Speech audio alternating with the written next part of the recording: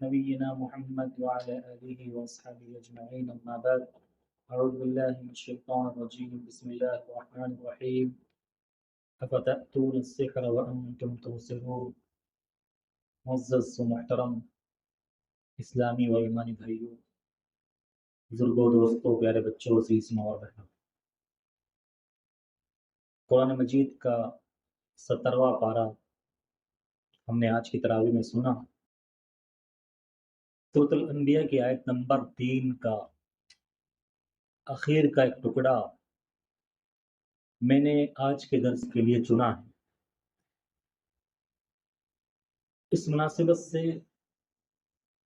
آج کے درس کا موضوع اور ٹاپک بے انتہا ہے اور اس وقت کی ایک اہم ضرورت ہے، اور مسلمانوں کے سامنے اس ٹاپک پر گفتگو کرنا، انہیں سنانا اس وقت کی ایک اہم ضرورت ہے۔ میرے بھائیوں، ٹاپک ہے ایک ایسا فتنہ جو اس وقت سر چڑھ کے بول رہا ہے، گھر گھر جس کا فتنہ عام ہو چکا ہے، اچھے اچھے لوگ اس میں مبتلا ہے، اور وہ فتنہ ہے جادو کا فتنہ۔ جادو جس کو انگلش میں میجک بولتے ہیں اور عربی زبان میں جس کو سحر کہا جاتا ہے۔ جادو کی تاریخ بڑی پرانی ہے۔ انسانی تاریخ کے اندر جادو بڑا قدیم ہے۔ اس کی ہسٹری جب سے انسان اس دنیا میں وجود پایا ہے تب سے جادو موجود ہے۔ انسان جادو کو بڑے پرانے زمانے سے مانتا چلا آیا ہے کہ جادو کے ذریعہ کسی کے فکر کو، کسی کے خیالات کو، کسی کے رجحان کو کس طرح سے بدلا جاتا ہے، جادو کس طرح سے انسان کے جسم پر اثر انداز ہوتا ہے اور انسان کی زندگی کے ساتھ کھلواڑ کرتا ہے۔ جادو کی تاریخ اگر ہم دیکھیں، آپ قرآن مجید کا مطالعہ کریں، اسلامی شریعت کا مطالعہ کریں، اللہ تعالیٰ نے جو بھی انبیاء کرام اس دنیا کے اندر بھیجے، تو جب بھی کوئی نبی کسی بھی امت کے اندر مبعوث کیا جاتا توحید کی دعوت دینے کے لیے، شرک کو مٹانے کے لیے، تو اس نبی کی قوم کے لوگ سب سے پہلا الزام اس نبی اور رسول پر یہ لگاتے کہ اس نبی پر جو یہ بات جس بات کا دعویٰ کر رہا ہے یہ اس پر جادو ہو گیا، یہ جادو کیا گیا انسان ہے، تب یہ بہکی بہکی اور بھٹکی بھٹکی باتیں کر رہا ہے۔ چنانچہ صالح علیہ السلام نے جب اپنی قوم کو توحید کی دعوت دی، شرک سے ڈرایا، تو قوم والوں نے سب سے پہلا الزام یہ لگایا کہ اس سالے پر جادو کرا دیا گیا ہے۔ شعیب علیہ السلام کے بارے میں دیکھیں آپ، قرآن مجید بولتا ہے کہ سب سے پہلا الزام شعیب علیہ السلام پر ان کی قوم والوں نے جو لگایا وہ یہی لگایا کہ شعیب پر کسی نے جادو کرا دیا ہے۔ اور خود ہمارے نبی جناب محمد رسول اللہ صلی اللہ علیہ وسلم کو کفار مکہ نے کیا کہا کہ یہ نبی جادو میں مبتلا ہو گیا ہے، اس پر کسی نے کچھ کرا دیا ہے، جادو کا اثر ہے کہ یہ بہکی بہکی باتیں کر رہا ہے۔ تو میرے بھائیوں، جادو کی تاریخ بڑی پرانی ہے۔ جب سے انسان اس دنیا میں وجود پایا ہے تب سے ہی جادو کے تار اس سے ملے جلے ہیں، اس سے ملتے ہیں۔ یہ دنیا ہم سب جانتے ہیں کہ آزمائش کا گھر ہے۔ اللہ نے اس دنیا کو ہمارے لیے امتحان کی جگہ قرار دیا ہے۔ اللہ تعالیٰ اس دنیا کو کے اندر ہمارا امتحان لینا چاہتا ہے۔ اس وجہ سے اللہ تعالیٰ نے بہت سارے علوم اس دنیا میں نازل فرمائے ہیں، اور ایسے علوم جو فتنہ ہیں اللہ نے نازل تو کر دی ہمارے امتحان کے لیے، ہماری آزمائش کے لیے، لیکن اللہ نے وہیں یہ حکم نازل فرما دیا کہ ان علوم کا سیکھنا اور سکھانا حرام ہے، ناجائز ہے، ان کو تم سیکھ نہیں سکتے، ان کو تم سکھا نہیں سکتے۔ جیسے آپ دیکھیں علم نجوم، بعض لوگ ہوتے ہیں جو ستاروں کو دیکھ کر پتہ لگا لیتے ہیں۔ کچھ انسان ایسے ہوتے ہیں جو ستاروں کو دیکھ کر پتہ لگاتے ہیں، تقدیریں بتاتے ہیں اور مقدر کا کھیل بتاتے ہیں کہ یہ ایسا ہوگا ویسا ہوگا۔ تو یہ علم نجوم، یہ اگرچہ اللہ کا نازل کیا ہوا، یہ اللہ کا اتارا ہوا ہے۔ کوئی بھی علم، جتنے بھی علوم پائے جاتے ہیں وہ سب اللہ کے نازل کیے ہیں، لیکن اللہ نے یہ علوم انسان کی آزمائش کے لیے اتارے ہیں، اور اللہ نے صاف منع کر دیا اور حرام قرار دے دیا کہ یہ علم سیکھنے سکھانے نہیں۔ اسی میں سے جن علموں کو اللہ رب العالمین نے نازل تو کیا ہے بطور آزمائش، لیکن جن کا سیکھنا اور سکھانا حرام قرار دیا ہے، انہی میں سے ایک علم ہے جادو کا علم۔ اللہ رب العالمین نے اس جادو کے علم کو نازل کیا، لیکن فرمایا وَمَا أُنزِلَ عَلَى الْمَلَكَيْنِ بِبَابِلَ هَارُوتَ وَمَارُوتَ، کہ جو بابل شہر میں ہاروت اور ماروت دو فرشتوں کے ذریعہ جادو کا علم اتارا گیا، بطور آزمائش اتارا گیا لوگوں کے امتحان کے لیے۔ وَمَا يُعَلِّمَانِ مِنْ أَحَدٍ حَتَّى يَقُولَا إِنَّمَا نَحْنُ فِتْنَةٌ فَلَا تَكْفُرْ، یہ دو فرشتے تھے، جادو کا علم لے کر اس دنیا میں بھیجے گئے، لیکن کوئی بھی ان سے یہ جادو کا علم سیکھنے کے لیے آتا تو پہلے یہ کہتے کہ یہ علم باعث فتنہ ہے، یہ علم مت سیکھو، اس علم کو سیکھو گے تو کافر بن جاؤ گے، یہ علم سیکھنے کا نہیں ہے۔ لیکن کوئی آدمی مصر رہتا، اصرار کرتا کہ نہیں مجھے تو یہ علم سیکھنا ہے، مجھے یہ علم سکھا دو، تو وہ فَيَتَعَلَّمُونَ مِنْهُمَا مَا يُفَرِّقُونَ بِهِ بَيْنَ الْمَرْءِ وَزَوْجِهِ، تو وہ ہاروت اور ماروت سے وہ علم سیکھتا تھا، وہ جادو کا علم سیکھتا تھا جس سے میاں بیوی کے درمیان جدائی ڈال دی جائے۔ جادو کے ذریعہ سب سے گھناؤنا عمل جو ہوتا ہے وہ میاں بیوی کی محبت کو ختم کرنا ہوتا ہے۔ سب سے پہلا جو جادو کرنے کا مقصد ہوتا ہے اس دنیا کے اندر، وہ میاں بیوی کے درمیان جدائی ڈالنا ہوتا ہے۔ اور اللہ نے کہا وَمَا هُمْ بِضَارِّينَ بِهِ مِنْ أَحَدٍ إِلَّا بِإِذْنِ اللَّهِ وَيَتَعَلَّمُونَ مَا يَضُرُّهُمْ وَلَا يَنفَعُهُمْ، جادو کے ذریعہ بھی اتنا ہی نقصان ہوگا جتنا اللہ چاہے۔ اللہ جب چاہے گا تب نقصان ہوگا، اللہ نہیں چاہے گا تو جادو کے ذریعہ بھی کسی کا کوئی نقصان نہیں ہو سکتا۔ وَلَقَدْ عَلِمُوا لَمَنِ اشْتَرَاهُ مَا لَهُ فِي الْآخِرَةِ مِنْ خَلَاقٍ، اور اللہ نے کہا جو جادو کا علم سیکھتا ہے اس کا آخرت میں کوئی ٹھکانہ نہیں ہے، اس کا آخرت میں کوئی حصہ نہیں ہے۔ وَلَبِئْسَ مَا شَرَوْا بِهِ أَنفُسَهُمْ لَوْ كَانُوا يَعْلَمُونَ، اور جادو کے ذریعہ جو علم سیکھا اور سکھایا جاتا ہے، جو عمل کیا جاتا ہے، وہ بہت ہی گندی چیز ہوتی ہے، کاش لوگ جان لیں۔ میرے بھائیوں، یہ اللہ کے نبی صلی اللہ علیہ وسلم پر بھی جادو ہوا، اللہ کے رسول صلی اللہ علیہ وسلم پر یہودیوں نے جو اللہ کے نبی صلی اللہ علیہ وسلم کو اس دنیا میں اذیت پہنچائی، تو ایک اذیت یہ بھی تھی کہ آپ صلی اللہ علیہ وسلم پر ایک یہودی نے جادو کیا تھا، اس کا نام لبید بن عاصم، اس نے جادو کیا تھا۔ اور بعض لوگ اس جادو کا انکار کرتے ہیں کہ یہ جادو صحیح نہیں ہے، ہم اس کو نہیں مانتے کیونکہ اس سے اللہ کے نبی صلی اللہ علیہ وسلم کی عصمت پر آنچ آتی ہے۔ ہم کہتے ہیں اللہ کے رسول صلی اللہ علیہ وسلم پر جادو ہوا تھا، آپ پر جو جادو ہوا تھا وہ بحیثیت محمد بن عبداللہ ہوا تھا، بحیثیت بشر ہوا تھا، بحیثیت محمد بن عبداللہ ہوا تھا، محمد رسول اللہ صلی اللہ علیہ وسلم کی حیثیت سے نہیں ہوا تھا۔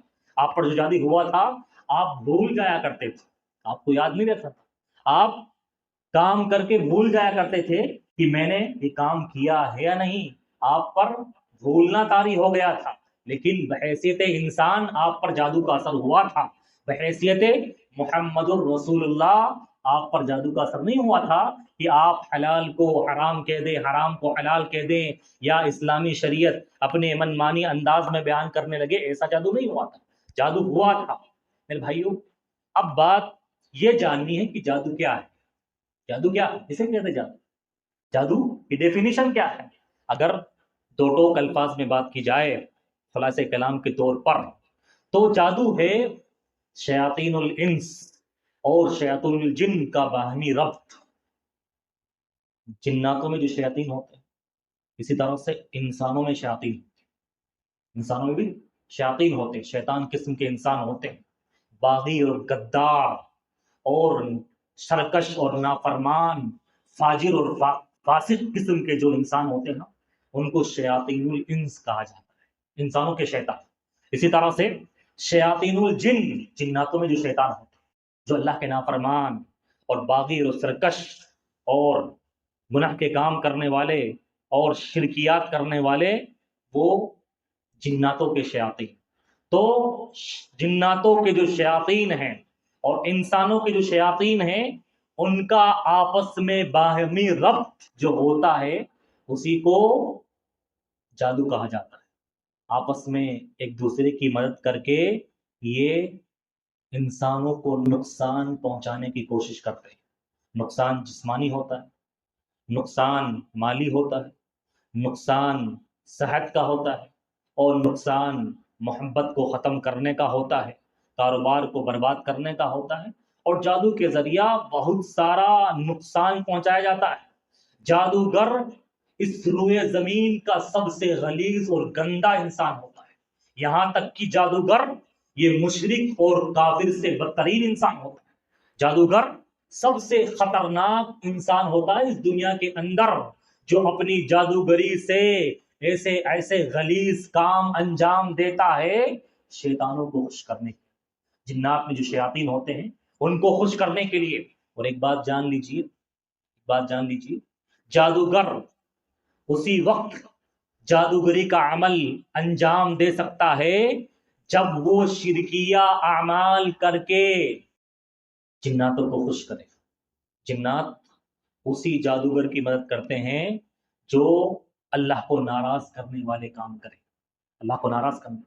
جادوگر کوئی بھی دنیا میں ہوتا ہے وہ شرکی عمل کرتا ہے، ایسے گھناؤنے اور غلیظ اور گندے کام کرتا ہے جس سے اللہ ناراض ہو، اور جنات اور شیاطین اس سے خوش ہوتے ہیں اور اس کے لیے ایسے کام کرتا ہے۔ مثال کے طور پر اگر دیکھیں، جادوگر ایسی عورتوں سے نکاح کرتا ہے یا سنبندھ بناتا ہے جن سے تعلقات قائم کرنا یا شادی کرنا اسلام میں حرام ہے۔ جادوگر اپنی ماں کے ساتھ، اپنی بہنوں کے ساتھ، اپنی بھتیجیوں کے ساتھ، بھانجیوں کے ساتھ یا ان عورتوں کے ساتھ نکاح کرتا ہے یا تعلقات قائم کرتا ہے جن کی اسلام میں کوئی گنجائش نہیں، اسلام حرام قرار دیتا ہے۔ اسی طرح سے جادوگر اتنا غلیظ اور گندا کام کرتا ہے کہ عورت کے ماہواری خون سے قرآن مجید کی آیتیں لکھتا ہے۔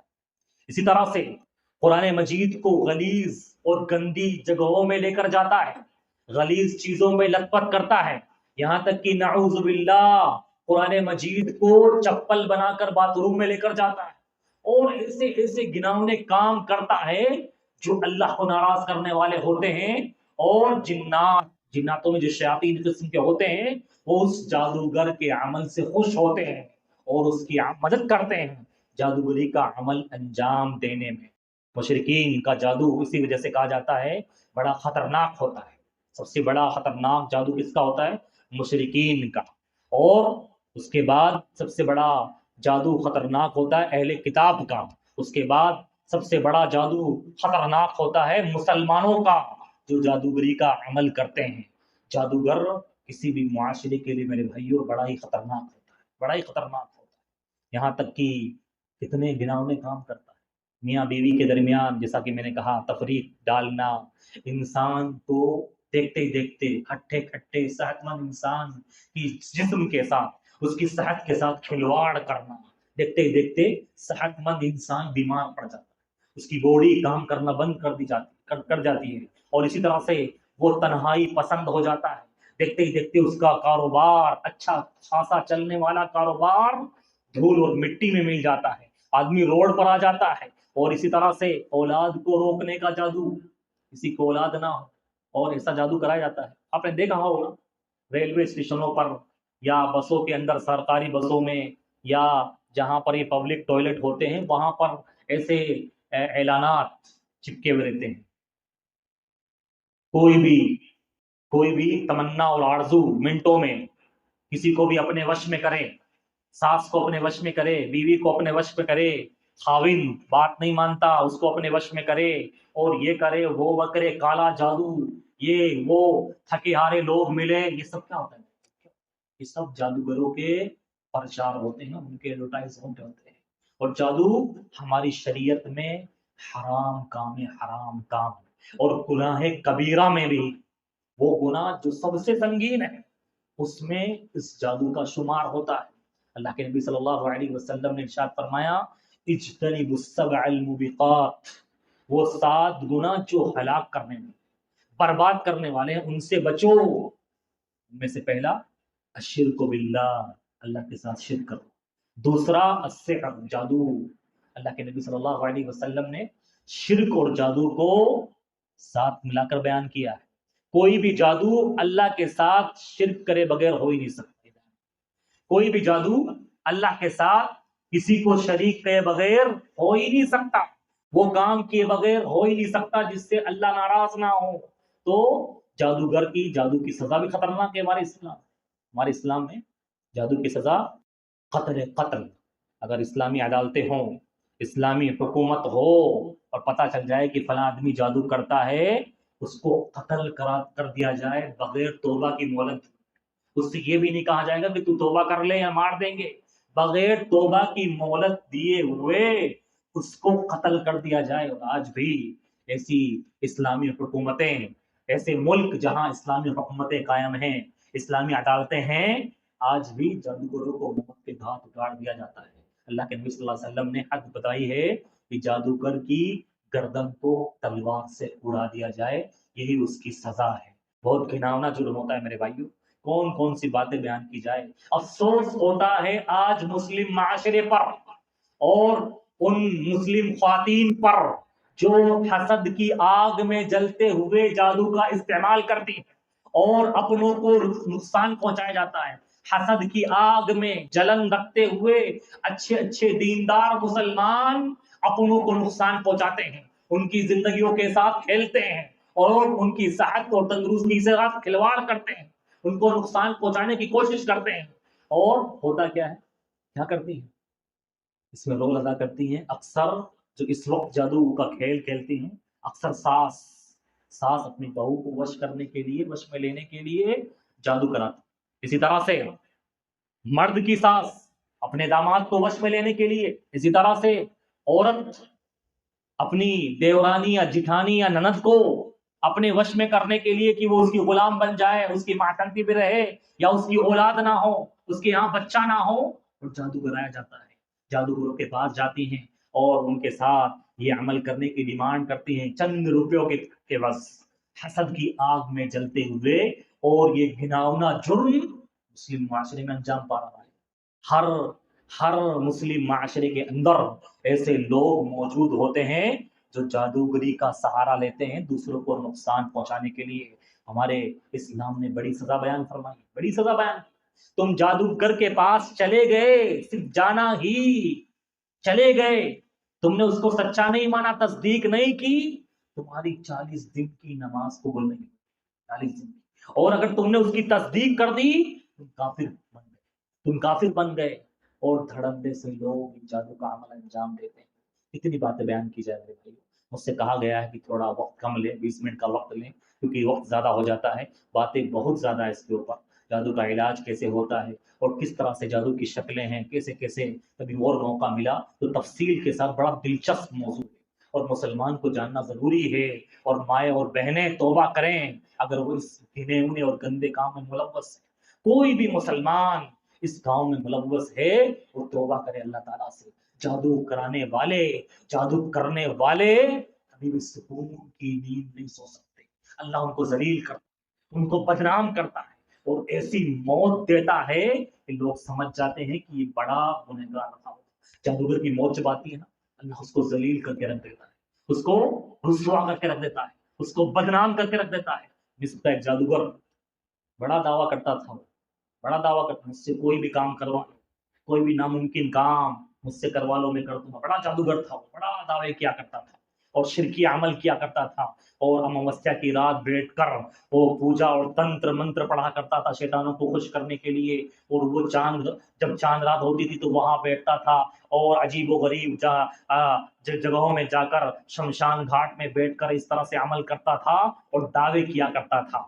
جب وہ مرا، اس کا انتقال ہوا، اور وہ اپنے گھر کے ایک چھوٹے سے روم میں جا کر جادو کیا کرتا تھا، جہاں پر کسی کو جانے کی یاد نہیں تھی، اس کے گھر والوں کو بھی جانے، لیکن جب وہ مر گیا اور اس کے گھر والے اس کے روم میں گئے چھوٹے سے، دیکھا انہوں نے کہ کتنا گلیز اور گندا روم، اور ایسے ایسے گندے کام اس کے اندر کیے ہوئے کہ جہاں وہ بیٹھتا تھا وہاں اپنے پیروں کو وہ قرآن مجید پر رکھا کرتا تھا، شیطانوں کو خوش کرنے والے کام کیا کرتا تھا۔ اور جادوگر جب تک وہ شیطانوں کو خوش کرنے کے لیے کام کرتا ہے، جب تک جناتوں کو خوش کرنے کے کام کرتا ہے، تب تک تو جنات خوش ہوتے ہیں، اور جیسے ہی جادوگر کی عمر ڈھلنے لگتی ہے اور تنتر منتر کرنے کی بھی طاقت نہیں رہتی ہے اور وہ کرنا چھوڑ دیتا ہے، تو شیاطین اور جنات اس کے پیچھے پڑ جاتے ہیں، یہاں تک کہ جب وہ مرتا ہے تو وہ اس کے جسم سے کھال ادھیڑ لیتے ہیں، اس کی کھال تک ادھیڑ لاتے ہیں اور اس کو تکلیف پہنچاتے ہیں، اس کو اذیت دیتے ہیں، جادوگر کی زندگی میں سکون نہیں دیتا۔ اسی طرح سے جو جادو کرواتے ہیں جادوگروں سے، ان کی زندگی میں سکون نہیں دیتا، اللہ ان کے سکون کو برباد کر دیتا ہے، ان کو اللہ تکلیفیں پہنچا دیتا ہے، کیونکہ وہ اللہ کے بندوں کی زندگیوں کے ساتھ کھلواڑ کرتے ہیں حسد کی آگ میں جل کر۔ میرے بھائیو، جادو بڑا ہی غلط اور گھناؤنا کام ہے، بڑا ہی غلیظ اور گندا کام ہے جو مسلم معاشرے میں دھندے سے ہو رہا ہے۔ ہمیں لوگوں کو اس تعلق سے سنانے کی ضرورت ہے، آگاہ کرنے کی ضرورت ہے، اس کی سنگینیاں بیان کرنے کی ضرورت ہے، اور بہت سارے مسلمان دیندار لوگ جن کی داڑھی اور نماز اور روزوں کے اس میں دھوکے میں آ کر لوگ ان سے علاج کرواتے ہیں، اور وہ سفلی کا عمل کرتے ہیں، وہ تعویذ لکھ کر دیتے ہیں اور اس پر پیسہ لیتے ہیں، یہ کرا دیں گے وہ کرا دیں گے، وہ پاکھنڈی ہوتے ہیں، پاکھنڈی، وہ شیطانوں کی مدد لیتے ہیں۔ آپ ان کی داڑھی اور کرتے اور جبے سے کبھی مرور مت ہونا، یہ دیندار ہے، اللہ والا ہے، نمازیں پڑھتا ہے۔ بہت سارے مسلمانوں میں ایسے عامل موجود ہیں، ایسے مولانا مولوی موجود ہے جو یہ کام کرتے ہیں اور جادو کا عمل کرتے ہیں، اور جب کسی پر جادو کرنا ہوتا کیا مانگتے بتائیں؟ کہ اس کے بال لے کر آؤ، اس کی انڈر ویئر لے کر آؤ، اور اس کی بنیان لے کر آؤ۔ جس پر جادو کرانا ہوتا ہے اس کے اندرونی کپڑے مانگے جاتے ہیں، بال مانگے جاتے ہیں، یا جس میں وہ پانی پیتا ہے وہ مانگا جاتا ہے، پھر ان پر تنتر منتر پڑھ کے زمین میں گاڑا جاتا ہے، پھر تکلیف پتہ نہیں کیسی کیسی تکلیفیں پہنچائی جاتی ہے۔ میرے بھائیوں، انسان جب کسی کا آدمی کو دیکھتا ہے جس پر جادو ہوا ہے تو ہل جاتا ہے اندر سے کہ کیا تکلیف پہنچائی گئی ہے اس کو، خون کی الٹیاں ہوتی، انسان کا جسم ساتھ دینا چھوڑ دیتا ہے، اور انسان ایسے لگتا ہے کہ جب اب مرے زندہ لاش، ایسی تکلیفیں پہنچائی جاتی ہے۔ اللہ تعالیٰ سے پناہ مانگنے کی ضرورت ہے اس عمل سے۔ اللہ تعالیٰ سے دعا ہے کہ اللہ تعالیٰ ہمیں اس جادو کے عمل سے بچائے، جادو سے ہماری حفاظت بچائے، مسلم معاشرے کو، مسلمان لوگوں کو، مسلمان عورتوں کو اس جادو کے پھندے سے بچائے، اس سے پناہ مانگنے والا بنائے۔ اقول قولی ھذا استغفر اللہ لی ولکم۔